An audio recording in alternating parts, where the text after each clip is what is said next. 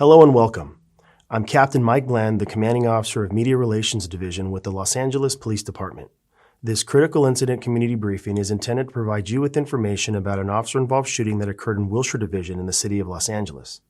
You are about to see relevant video footage and learn about other evidence and police procedures related to the case so you can have a better understanding of what occurred, based on what we know right now.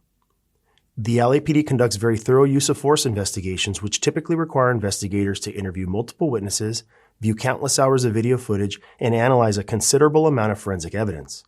We are still at the very early stages of this investigation, which can often take up to a year to complete, and our understanding of the incident may change as this additional evidence is collected, analyzed, and reviewed. We also do not draw any conclusions about whether the officers acted consistent with our policies and the law until all the facts are known and the investigation is complete. A word of caution. The images and information you are about to see may be disturbing. When a police officer uses force to arrest a suspect or defend against an attack, it can be graphic and difficult to watch. In addition, there may be strong language used by those shown in the video. As such, viewer discretion is advised, especially for young children and sensitive viewers. On March 10, 2026, at around 6:50 a.m., Wilshire Patrol Division officers responded to a radio call for an assault with a deadly weapon suspect there now in the 1800 block of Alsace Avenue. The caller stated that the suspect had brandished a gun at him after he asked him to turn his music down. The suspect was described as a male black in his mid-20s to early 30s inside a parked black four-door car and armed with a gun. A portion of this incident was captured on the responding officer's body-worn video. Body-worn video cameras are used by most officers assigned to field duties. They are worn at chest level and capture a general perspective within line of sight from that angle. The angle of the camera prohibits viewers from seeing everything the officer saw and experienced. Upon activation, both audio and video will turn on. However, body-worn video cameras have a buffer of video without audio from the previous 2 minutes prior to activation. This feature is designed to capture incidents that occur suddenly, where an officer doesn't immediately activate the camera. Here is body-worn video from the officers involved in this incident.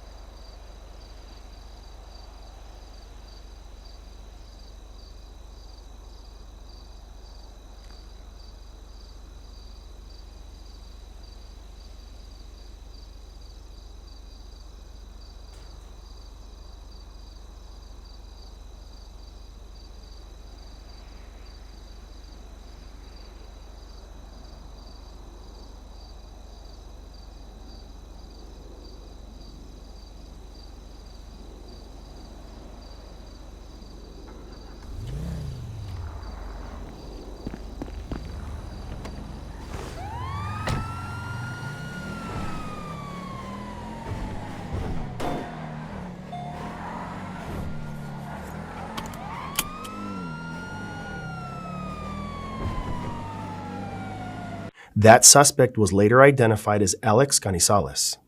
Prior to additional patrol units arriving, an air unit arrived overhead and located Canizales, armed with a handgun, in front of the convenience store. As the air unit directed responding patrol units to Canizales' location, they informed officers that he was seen reloading his handgun. Moments later, an officer-involved shooting occurred.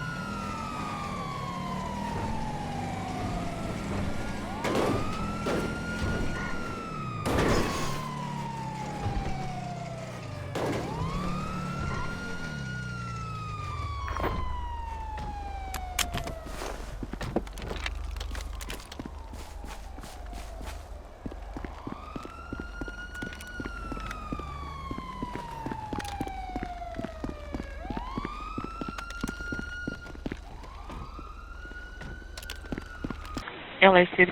The 911 emergency, how can I help you?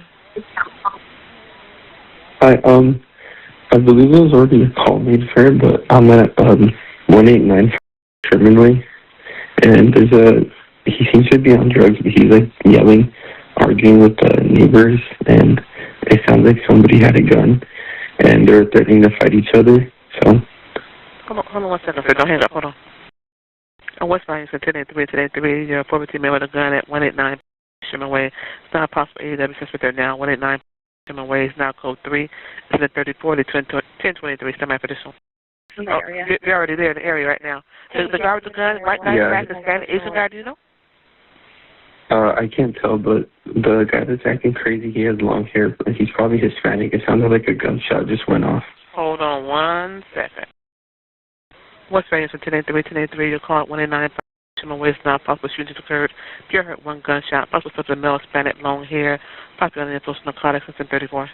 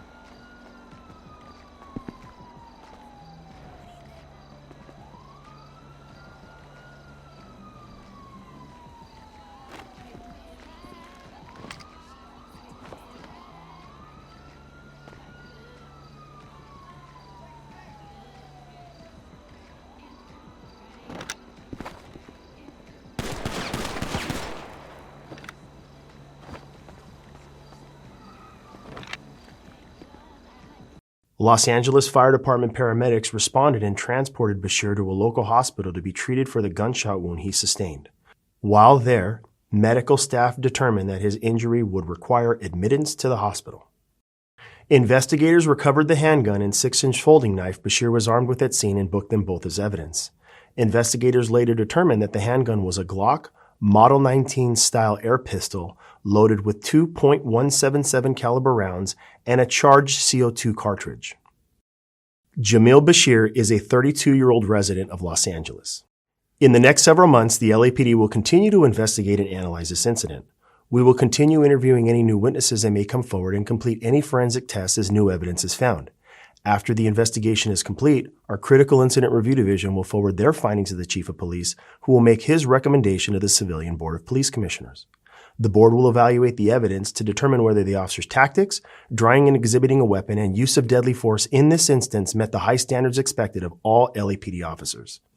Additionally, the Office of the Inspector General will conduct a parallel and independent review of the investigation and will provide its recommendations to the board. If you would like more information on how the LAPD investigates all serious use of force incidents, I encourage you to visit lapdonline.org, where you can find the LAPD's use of force policy and procedures. Thank you for taking the time to view this critical incident community briefing.